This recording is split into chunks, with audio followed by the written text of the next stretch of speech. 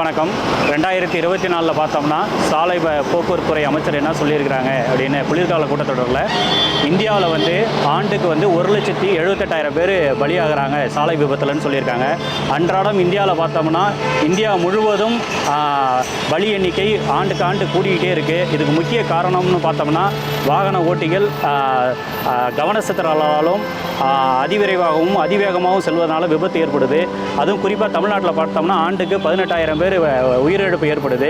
இது சம்பந்தமாக மத்திய மாநில அமைச்சகம் பல்வேறு நடவடிக்கை எடுத்துகிட்டு வந்தாலும் இப்போ பார்த்தோம்னா நம்ம தேசிய நெடுஞ்சாலையில் இருக்கிறோம்.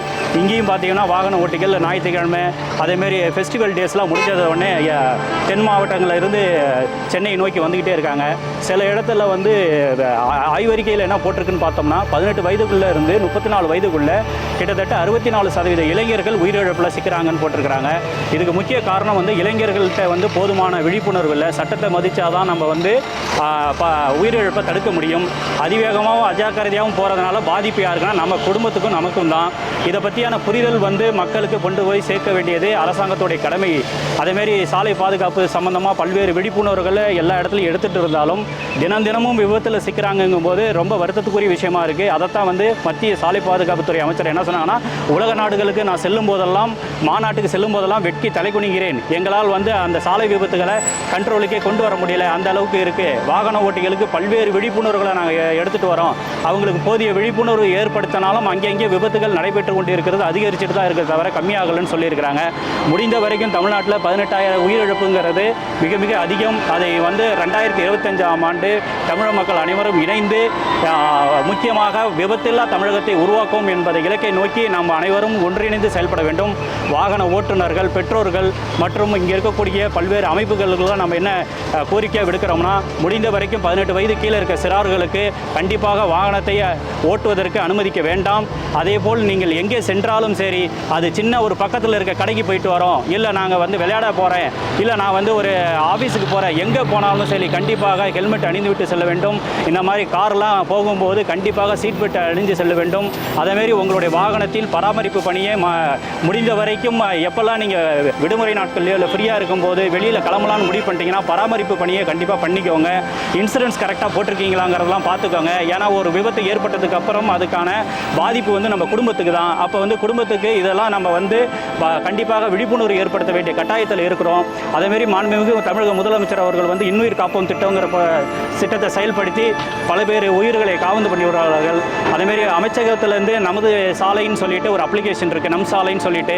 அந்த அப்ளிகேஷனில் குண்டு குழியுமாக இருக்கக்கூடிய சாலைகளை நீங்கள் அதில் போஸ்ட் பண்ணிங்கன்னா கண்டிப்பாக அதுக்கான நடவடிக்கை நெடுஞ்சாலைத்துறை எடுக்கும் என்ற அறிவிப்பு வெளியிட்டிருக்காங்க. முடிந்த வரைக்கும் 2025ஆம் ஆண்டு விபத்தில்லா தமிழகத்தை இலக்கை நோக்கி நாம் அனைவரும் சென்று வருவோம். அதுக்கான போதுமான ஒத்துழைப்பு ஒவ்வொரு குடும்பத்திலிருந்தும் ஒவ்வொரு குடும்ப உறுப்பினர்களும் உறுதிமொழி எடுத்தால் தான் இதை செயல்படுத்த முடியும். வெறும் விழிப்புணர்வுக்காக இந்த சிறிய தொகுப்பை உங்கள்கிட்ட பகிர்ந்துக்கல. அடுத்த ஆண்டு ஒவ்வொரு குடும்பத்தினுடைய உயிரிழப்பும் அங்கே அவங்களுடைய பாதிப்புகளும் நேரடியாக சென்று பார்க்கும்போது அவ்வளோ கஷ்டமாக இருக்குது. அதனால் ஒரு அறக்கட்டளை நிறுவனர் என்பது சார்பும் ஒரு வழக்கறிஞர் சார்பும் உங்களை கேட்டுக்கின்றது என்னன்னா, விபத்தில்லா தமிழகத்தை நோக்கி செல்ல வேண்டும் என்றால் உங்களுடைய அனைத்து தமிழ் சொந்தங்கள் அனைவருடைய ஒத்துழைப்போடு தான் இதை செயல்படுத்த முடியும். உங்கள் ஃப்ரெண்ட்ஸுக்கு சொல்லுங்கள், உங்களோட ரிலேட்டிவ் சொல்லுங்கள். முடிந்த வரைக்கும் ஹெல்மெட்டு கண்டிப்பாக அணிஞ்சிட்டு போங்க. எங்கே போனாலும் பாதுகாப்பாக போங்க. தூக்கம் வந்துச்சுன்னா வண்டியை நிறுத்திட்டு கொஞ்சம் தூங்கிட்டு போங்க.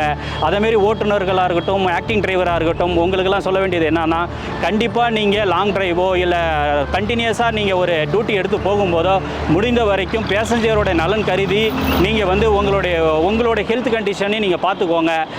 24 நேரமும் 48 மணி நேரம் தொடர்ச்சியாக வாகனம் ஓட்டுறதெல்லாம் சிலது அங்கங்கே பதிவாகிட்டு இருக்கு. தூக்க கலக்கத்தால் நிறைய பேர் உயிரிழப்பை நம்ம சந்திக்க நேரிடுறோம்.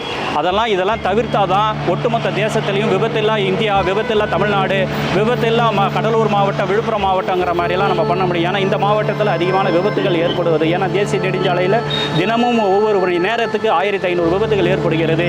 குறைஞ்சது 50 விபத்துகளில் 20 பேர் உயிரிழக்கிறாங்கன்னு ஆய்வறிக்கை சொல்லுது. முடிந்த வரைக்கும் அனைத்து தமிழ் சொந்தங்கள் கண்டிப்பாக 2025 விபத்தில்லா தேசத்தை உருவாக்க உங்களுடைய அனைவருடைய ஒத்துழைப்போடு கேட்டுக்கொள்கிறேன். நன்றி, வணக்கம்.